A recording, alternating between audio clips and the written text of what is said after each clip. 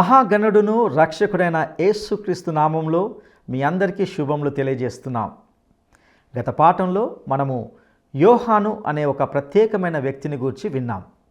అతని వస్త్రధారణ, అతని నివాసం, అతని భోజనం, అతని వైఖరి, ముఖ్యంగా అతడు ప్రకటించిన సందేశం ఎంతో ప్రత్యేకం. ప్రజలు గుంపులు గుంపులుగా యోహాను వద్దకు వచ్చి మారు మనసు పొంది బాప్తిస్మము పొందుతూ ఉన్నారు. యేసుక్రీస్తును తమ సొంత రక్షకునిగా అంగీకరించేవారు మారు మనసు పొందాలి. మారు మనసు పొందినవారు బాప్తిస్మము తీసుకోవాలి. నమ్మి బాప్తిస్మం పొందినవాడు రక్షించబడును, నమ్మని వానికి శిక్ష విధించబడును. మతాచారాలతో రాబోయే ఉగ్రతను తప్పించుకోలేరు. మారు మనసుకు తగిన ఫలము ఫలించని వానికి శిక్ష. పాపంను గూర్చి ఒకరిని ఒప్పించేవాడు పరిశుద్ధాత్మ దేవుడే. రక్షించబడిన వ్యక్తిని పరిశుద్ధాత్మే క్రీస్తు శరీరంలోనికి చేరుస్తాడు. పరిశుద్ధాత్మ నింపుదలకు సంబంధించి ప్రబలమైన రుజువు ఆ వ్యక్తి పరిశుద్ధ జీవితమై ఉంది. అట్టి వ్యక్తి శక్తి నొంది బలమైన సాక్షి అవుతాడు. ఇక నేటి పాఠంలో యోహాను తగ్గింపు జీవితంను గూర్చి, యేసు బాప్తిస్మము ఎందుకు తీసుకోవలసి వచ్చింది, బాప్తిస్మము అనగా భావము ఏమిటి, బాప్తిస్మం యొక్క ఆవశ్యకత ప్రాముఖ్యత ఏమిటి అనే విషయాలను గూర్చి తెలుసుకోబోతున్నాం. ఇట్టి సత్యాలను జాగ్రత్తగా గమనిద్దామా? ప్రియ శ్రోతలు, బాగున్నారా? యేసుక్రీస్తు వారి మహానామమున మీకందరికీ శుభం. దినదినము వినయ విధేయతలు కలిగి దేవుని వాక్యం వింటూ ఆ ప్రకారం జీవిస్తూ ఆనందిస్తున్నారా? దేవుని చిత్తమెరిగి అలాగూ జీవించడం గొప్ప ధన్యత. శ్రోతలు, ఇతరులతో మన విశ్వాసాన్ని పంచుకోవాలి. ఆ విధంగా విశ్వాసాన్ని పెంచుకున్న వారమవుతాము. పుచ్చుకునే వానికంటే ఇచ్చేవానికి ఎక్కువ దీవెన. పౌలు ఫిలెమోనుకు ఉత్తరం రాస్తూ, ఇతరులు నీ విశ్వాసమందు పాలివారు అవడం వల్ల క్రీస్తునందలి నీ స్వాస్థ్యము యొక్క గొప్ప విలువ నీకు బోధపడుతుంది అన్నాడు. మనము ఇతరులకు చేసే ఉపకారము స్వేచ్ఛాపూర్వకమైనది. అది బలవంతం మీద జరిగేది కాదు. మత్తయి సువార్త 6వ అధ్యాయం 19 నుండి 24వ వచనం వరకు, భూమి మీద మీ కొరకు ధనం కూర్చుకొనవద్దు, పరలోకమందు ధనం కూర్చుకోండి. నీ ధనము ఎక్కడ ఉంటే అక్కడే నీ హృదయం ఉంటుంది. నీలోని వెలుగు చీకటి అవ్వకూడదు. ఎవడూ 2 యజమానులకు దాసుడై ఉండలేడు. దేవునికి సిరికి ఒకేసారి దాసులై ఉండడం పొసగదు. యేసు ఒక సందర్భంలో అన్నాడు, నీ ఆస్తిని అమ్మి బీదలకు ఇచ్చివెయ్యి. అది నీకు ఉన్నంతకాలము నీవు దాన్ని వెంబడిస్తావే కాని ప్రభువునైన నన్ను వెంబడించలేవు. మిగుల ఆస్తిగల వారికి మిగిలేది ఆశాభంగమే. ప్రియ శ్రోతలు, గత పాఠంలో బాప్తిస్మకుడైన యోహాను ప్రబోధాలను వినటానికి ప్రజలు గుంపులు గుంపులుగా వచ్చారని విన్నాము. ప్రజలు తమ పాపములు ఒప్పుకుంటూ యోర్దాను నదిలో అతని చేత బాప్తిస్మము పొందుతూ వచ్చారు. పాపములు ఒప్పుకొని పాపక్షమాపణ పొందినప్పుడు బాప్తిస్మం పొందాలి. అపొస్తల కార్యములు 2వ అధ్యాయం 38వ వచనంలో పేతురు ప్రసంగిస్తూ అన్నాడు, మీరు మారుమనస్సు పొంది పాపక్షమాపణ నిమిత్తము ప్రతివాడు యేసుక్రీస్తు నామమున బాప్తిస్మము పొందండి. పాపక్షమాపణ అనుభవం తరువాత యేసును స్వకీయ రక్షకుడుగా ఒప్పుకోవడం జరుగుతుంది. యేసు రక్తము ప్రతి పాపము నుండి మనలను శుద్ధి చేస్తుంది. బాప్తిస్మము అనేది మారుమనసు తరువాత ప్రభువును అంగీకరించిన వ్యక్తికి అవసరం. అది ప్రభువు ఆజ్ఞ. నమ్మి బాప్తిస్మము పొందినవాడు రక్షించబడతాడు, నమ్మని వానికి శిక్ష. మతాచారం వల్ల రాబోయే ఉగ్రతను తప్పించుకోలేరు. పాములాగా తప్పించుకొని పారిపోదామనుకుంటున్నారా సర్పసంతానమా అని యోహాను ప్రజలను గద్దిస్తున్నాడు. మారు మనస్సుకు తగిన ఫలం లేకపోతే దేవుడు తగిన చర్య తీసుకుంటాడని యోహాను ప్రబోధం. ఫలము అనేది ఆత్మ పంట. గలతీ పత్రిక 5వ అధ్యాయం 22వ వచనం, ఆత్మ ఫలమేమనగా ప్రేమ, సంతోషము, సమాధానము, దీర్ఘశాంతము, దయాళుత్వము, మంచితనము, విశ్వాసము, సాత్వికము, ఆశానిగ్రహము. అబ్రాహాముకు మీరు సంతానమా? భౌతికంగా మీరు అబ్రహాము పిల్లలైతే మీరిలా ఉన్నారేమిటి? కావాలంటే దేవుడు ఈ రాళ్ల నుండి అబ్రహాముకు సంతానాన్ని రప్పించగలడు. అంటే మీకంటే ఈ రాళ్ళు నయం. గొడ్డలి చెట్టు వేరున ఉంచబడింది. మంచి ఫలము ఫలించని ప్రతి చెట్టు నరకబడి అగ్నిలో పడవేయబడుతుంది. యోహానన్నాడు, నా వెనుక వచ్చేవాడు నాకంటే ప్రముఖుడు, శక్తిమంతుడు. ఆయన చెప్పులు మోయటానికి కూడా నాకు యోగ్యత లేదు. నా వెనుక వచ్చేవాడు పరిశుద్ధాత్మతో అగ్నితో మీకు బాప్తిస్మమిస్తాడు. అనగా పరిశుద్ధాత్మతో మిమ్మును నింపుతాడు. ఒక వ్యక్తి రక్షించబడ్డాడంటే అది పరిశుద్ధాత్మ కార్యమే. పాపమును గురించి ఒప్పించేవాడు పరిశుద్ధాత్మే. రక్షించబడిన వ్యక్తిని పరిశుద్ధాత్మే క్రీస్తు శరీరంలోకి చేరుస్తాడు. అప్పటి నుండి పరిశుద్ధాత్మ నింపుదల అనుభూతి పొందుతూ ఉంటాడు. పరిశుద్ధాత్మ నింపుదలకు గుర్తు ఆ వ్యక్తి పరిశుద్ధ జీవితమే. ప్రబలమైన రుజువు పరిశుద్ధ జీవితం. ఆ వ్యక్తి శక్తి నొందుతాడు, బలమైన సాక్షి అవుతాడు. ఆత్మ సంపాదనలో జయం సాధిస్తాడు. యోహాను ఏమంటున్నాడు? ఆయన చేట ఆయన చేతిలో ఉంది. ఆయన తన కళ్ళమును బాగా శుభ్రం చేసి గోధుమలను కొట్టులో పోసి ఆరని అగ్నితో పొట్టును కాల్చివేస్తాడు. గోధుమలను తూర్పారపడతాడు. పొట్టు ఎగిరిపోతుంది, చెదిరిపోతుంది. తాలుగింజలు ఎగిరిపోతాయి, గట్టి గింజలు మిగులుతాయి. దావీదు రాసిన మొదటి కీర్తన అంటోంది, దుష్టులు గాలి చెదరగొట్టే పొట్టులాగా ఉంటారు. మత్తయి సువార్త 3వ అధ్యాయం 13వ వచనం నుండి 17వ వచనం వరకు. ఆ సమయమున యోహాను చేత బాప్తిస్మము పొందటానికి యేసు గలిలయ నుండి యొర్దాను దగ్గర ఉన్న అతని వద్దకు వచ్చాడు. అందుకు యోహాను అన్నాడు, నేను నీచేత బాప్తిస్మము పొందవలసిన వాడనై ఉండగా నీవే నా వద్దకు వస్తున్నావా? యోహాను యేసును వారించాలని చూచాడు. యేసు అన్నాడు, ఇప్పటికి ఇలా కానియ్యి, నీతి యావత్తు ఇలాగు నెరవేర్చటము మనకు తగి ఉన్నది. యోహాను అలానే కానిచ్చాడు. యేసు బాప్తిస్మము పొందిన వెంటనే నీళ్లలో నుండి ఒడ్డుకు వచ్చాడు. ఇదిగో, ఆకాశము తెరువబడింది. దేవుని ఆత్మ పావురము వలె దిగి తన మీదికి రావడము చూచాడు. ఇదిగో, ఈయనే నా ప్రియకుమారుడు, ఈయన యందు నేను ఆనందిస్తున్నాను అని ఒక శబ్దము ఆకాశము నుండి వచ్చింది. శ్రోతలు, యేసు బాప్తిస్మము పొందవలసిన అవసరమేమిటి? ఆయన పాపికాడు, పరిశుద్ధుడు. మారుమనసు పొందాల్సిన పనేమిటి? ఆ మాటకొస్తే యోహానే యేసు చేత బాప్తిస్మం పొందాలి. యేసు పాపరహితుడు. అయితే ఆయన పాపులతో తనను తాను సంయుక్తపరుచుకున్న పాపరహితుడు. ఆయన మానవులందరి పాపము భరించాడు. యెషయా 53వ అధ్యాయం 12వ వచనం, గొప్పవారిలో నేనతనికి పాలు పంచిపెడతాను, ఘనులతో కలిసి అతడు కొల్ల సొమ్ము విభాగించుకుంటాడు. ఏలయనగా మరణమునందునట్లు అతడు తన ప్రాణమును ధారపోశాడు. అతిక్రమము చేసేవారిలో ఎంచబడిన వాడయ్యాడు. అనేకుల పాపములను భరిస్తూ తిరుగుబాటు చేసిన వారిని గూర్చి విజ్ఞాపనము చేశాడు. మానవుల పాపక్షమాపణకు యేసు చెల్లించిన వెల ఎంతో గొప్పది. అతిక్రమకారులలో ఒకడుగా ఆయన ఎంచబడ్డాడు. అందుకే ప్రభువు తాను స్వయంగా బాప్తిస్మం తీసుకున్నాడు. బాప్తిస్మము అనగా సమన్వయం, సంయుక్తత అనే అర్థం ఉంది. ఆయన ఆ విధంగా సంయుక్తతను కలిగించుకోకపోతే మనకు రక్షణ అనేదే ఉండేది కాదు. మరో కారణం, నీటి బాప్తిస్మం మరణానికి సాదృశ్యం. యేసు మరణమే ఒక గొప్ప బాప్తిస్మం. ఆయన రాజ్యంలో యేసు కుడివైపున ఒకరు, ఎడమవైపు మరొకరు కూర్చోవాలన్న ఆశను యాకోబు, యోహానులు వ్యక్తం చేసినప్పుడు యేసు ప్రభువు ఏమన్నాడు?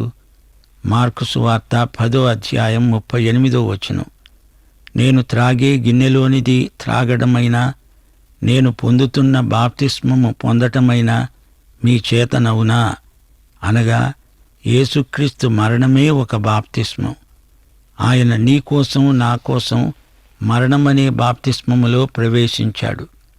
ఆయనలోనికి బాప్తిస్మము పొందిన మనమందరము ఆయన మరణ పునరుత్థానములతో సంయుక్తతనందుతున్నాము. నీటి బాప్తిస్మము మరణానికి సాదృశ్యం. యేసు యాజక ధర్మం నెరవేరుస్తున్నాడు గనుక మన పక్షంగా ఆయన బాప్తిస్మం పొందవలసి ఉంది.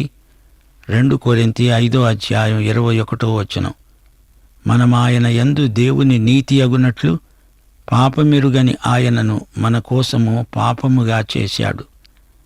ఆయనలో పాపము లేదు కాని ఆయన మీద పాపము మోపబడింది. నా పాపము ఆయన మీదికి వచ్చింది, ఆయనలోకి కాదు. నీవు నేను ఆయనతో సంయుక్తమై రక్షించబడ్డాము. బాప్తిస్మమందు ఆయన మనతో సంయుక్తత నొందాడు. 1 పేతురు 3:21 ఏమి చెప్పబడింది? సాదృశ్య రూపకమైన బాప్తిస్మము మిమ్ములను రక్షిస్తుంది. అనగా యేసు ప్రభువు బాప్తిస్మముతో సమైక్యత వల్ల మనకు రక్షణ ప్రాప్తిస్తుంది. రక్షించబడటము అంటే క్రీస్తులోకి రావటము. క్రీస్తులోకి మనం ఎలా రాగలం? పరిశుద్ధాత్మ బాప్తిస్మము వల్ల.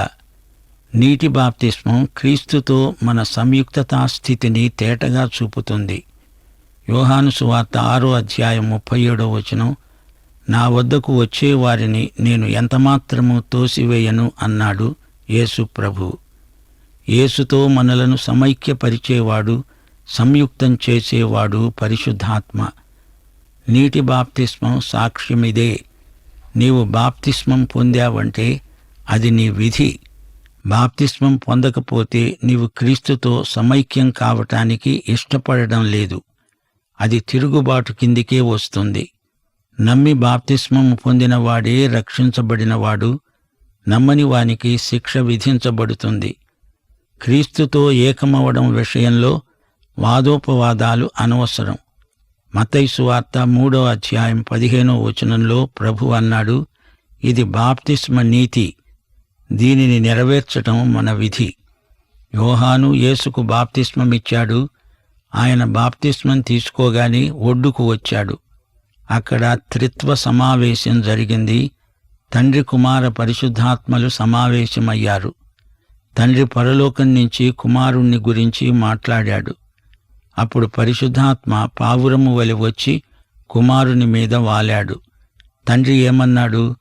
ఇడుగో నా ప్రియకుమారుడు, ఈయన యందు నాకెంతో ఆనందం. యేసు ఇప్పుడు తన ప్రజలతో మమేకమయ్యాడు. ఆయన ఎంత గొప్ప రాజు! యేసురాజా, నీకు మా స్తుతి స్తోత్రములు. దేవుడు తన కుమారుడైన యేసును బాప్తిస్మం సందర్భంలో లోకానికి కానుకగా ఇస్తున్నాడు. నా ప్రియకుమారుడు ఇడుగో అని పరిచయం చేస్తున్నాడు. ఈయన యందు నాకెంతో ఆనందం అన్నాడు. మార్కు సువార్త 1:9-11 వరకు ఇదే సన్నివేశం వర్ణించబడింది. ఆ దినములలో యేసు గలిలయలోని నజరేతు నుండి వచ్చి యొర్దాను నదిలో యోహాను చేత బాప్తిస్మము పొందాడు. వెంటనే ఆయన నీళ్లలో నుంచి ఒడ్డుకు వస్తూ ఉండగా ఆకాశము చీల్చబడము, పరిశుద్ధాత్మ పావురము వలె తన మీదికి దిగిరావడము చూచాడు.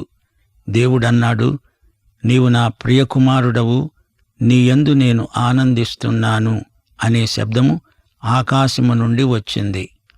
అలాగే లూకాసు వార్త 3:21-22 ప్రజలందరూ బాప్తిస్మము పొందినప్పుడు యేసు కూడా బాప్తిస్మము పొంది ప్రార్థన చేస్తూ ఉండగా ఆకాశము తెరువబడి పరిశుద్ధాత్మ శరీరాకారముతో పావురము వలె ఆయన మీదికి దిగివచ్చాడు. అప్పుడు దేవుడన్నాడు, నీవు నా ప్రియకుమారుడవు, నీయందు నేను ఆనందిస్తున్నాను అని ఒక శబ్దము ఆకాశము నుండి వచ్చింది. నజరేతులో యేసు తన బాల్యాన్ని గడిపాడు. తన 30వ ఏట బహిరంగ సేవ ప్రారంభించాడు. అందరూ యోహాను బోధ వినటానికి వస్తూ ఉంటే యేసు కూడా వెళ్ళాడు. తనకు బాప్తిస్మము ఇవ్వవలసిందని యోహానును అడిగాడు. నాకు నీవు బాప్తిస్మమివ్వు అని యేసు అడిగితే యోహాను అభ్యంతరం చెప్పాడు. నేను నీ దగ్గర బాప్తిస్మం పొందవలసిన వాణ్ణి నన్నెందుకు బాప్తిస్మమివ్వమని అడుగుతున్నావు అన్నాడు యోహాను. యోహాను బాప్తిస్మానికి యేసు అతీతుడు.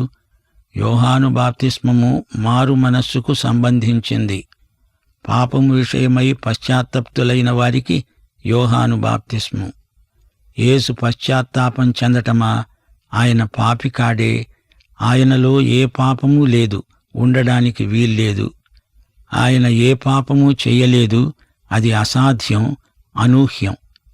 హెబ్రీ పత్రిక 4వ అధ్యాయం 15వ వచనం, మన ప్రధాన యాజకుడు మన బలహీనతల యందు మనతో సహానుభవము లేనివాడు కాడుగాని సమస్త విషయములలో మనవలనే శోధించబడినా ఆయన పాపము లేనివాడుగా ఉన్నాడు. హెబ్రీ పత్రిక 7వ అధ్యాయం 26వ వచనం, పవిత్రుడు, నిర్దోషి, నిష్కల్మషుడు, పాపులలో చేరక ప్రత్యేకముగా ఉన్నవాడు, ఆకాశమండలము కంటే మిక్కిలి హెచ్చైనవాడు అయిన ఇట్టి ప్రధాన యాజకుడు మనకు సరిపోయినవాడు. దేవునికి స్తోత్రం. 1 యోహాను 3వ అధ్యాయం 5వ వచనం ఏమంటోంది? పాపములను తీసివేయడానికి ఆయన ప్రత్యక్షమయ్యాడు. ఆయన యందు పాపమేమీ లేదు. మరి యేసు ఎందుకు బాప్తిస్మము తీసుకున్నాడు? యాజకుడు తన ప్రజల పక్షాన బలులర్పిస్తాడు.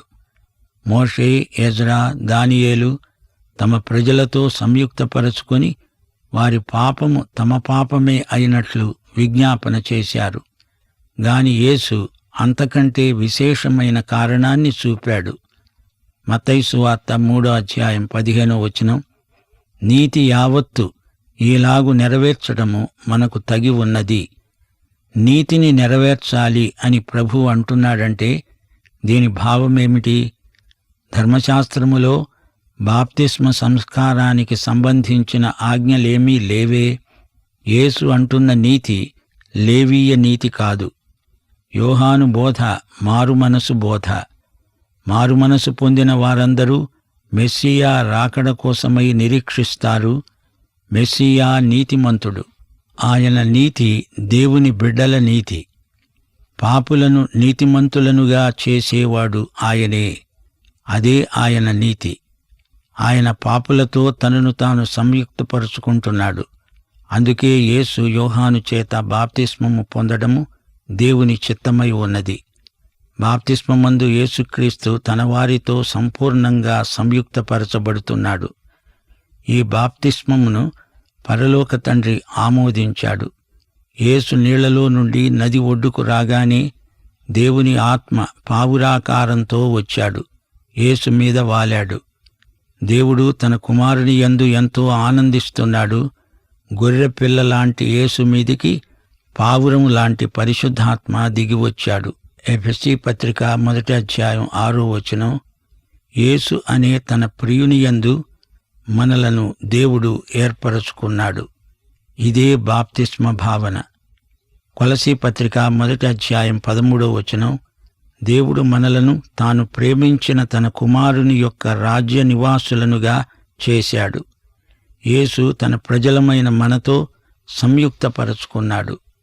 మత్తయి సువార్త 17వ అధ్యాయం 5వ వచనంలో దేవుడు రూపాంతరపు కొండ మీద క్రీస్తును గురించి ఇదే మాట అన్నాడు.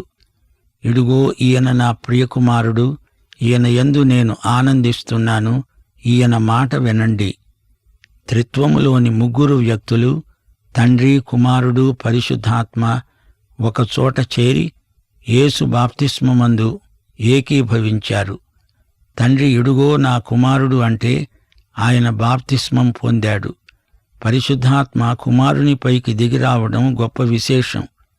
యోహాను సువార్త 1వ అధ్యాయం 32 నుండి 34వ వచనం వరకు యోహాను సాక్ష్యమిస్తూ అన్నాడు, ఆత్మ పావురము వలె ఆకాశము నుండి దిగిరావడము చూచాను. ఆత్మ ఆయన మీద నిలిచాడు. నేనాయనను ఎరుగను గాని నీళ్లలో బాప్తిస్మమివ్వడానికి నన్ను పంపినవాడు నాతో చెప్పాడు, నీవు ఎవని మీద ఆత్మ దిగివచ్చి నిలవడం చూస్తావో ఆయనే పరిశుద్ధాత్మ బాప్తిస్మమిచ్చేవాడు.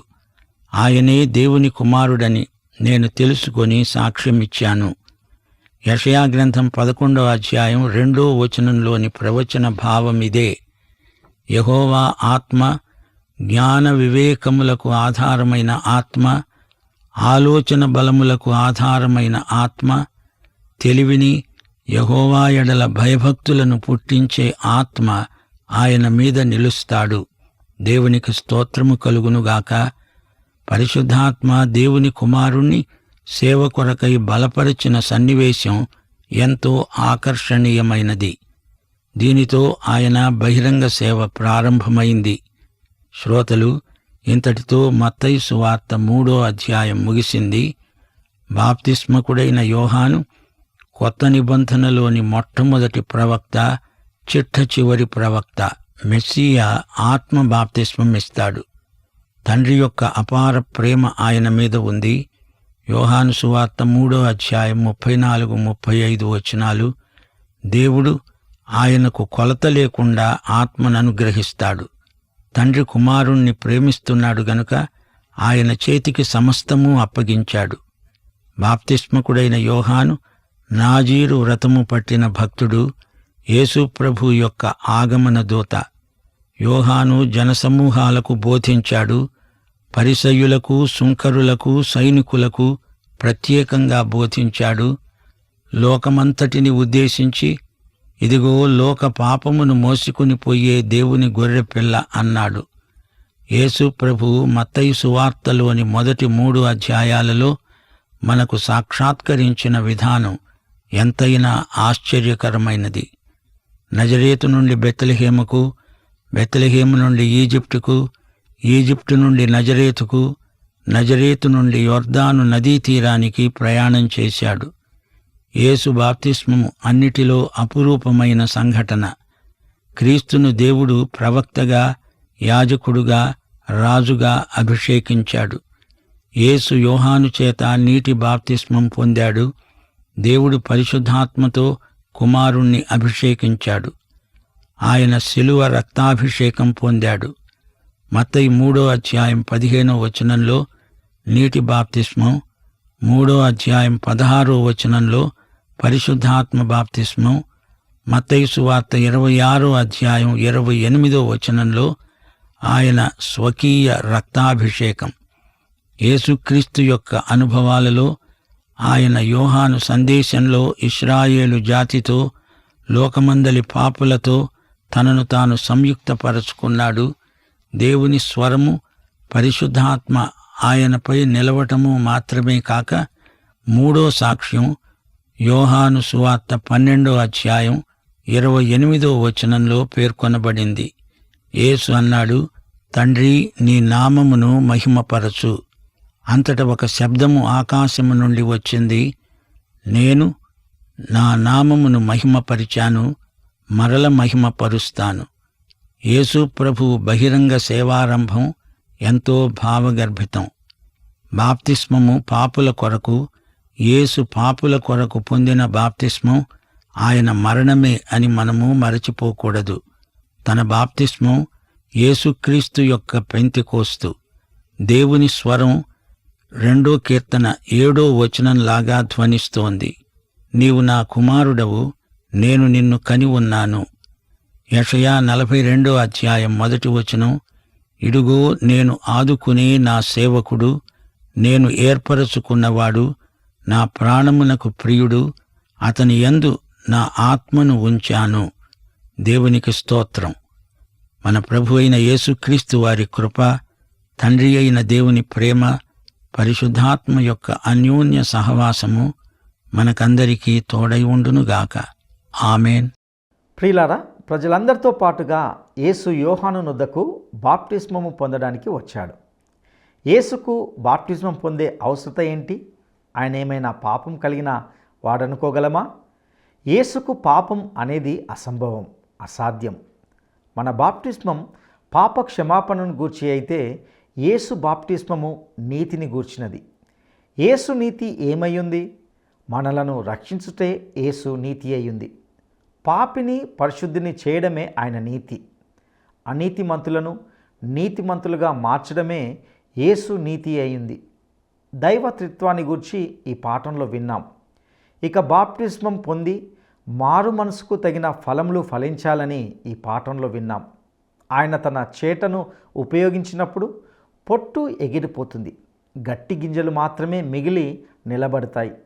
ప్రియ సహోదరుడా, సహోదరి, ఒక విషయాన్ని జాగ్రత్తగా ఆలోచించాలి. యేసుక్రీస్తును తమ సొంత రక్షకునిగా అంగీకరించేవారు మారు మనసు పొందాలి. మారు మనసు పొందినవారు బాప్టిస్మము తీసుకోవాలి. నమ్మి బాప్టిస్మం పొందిన వాడు రక్షించబడును. అట్టి కృప దేవుడు మనకు దయచేయునుగాక. దైవాశీస్సులు.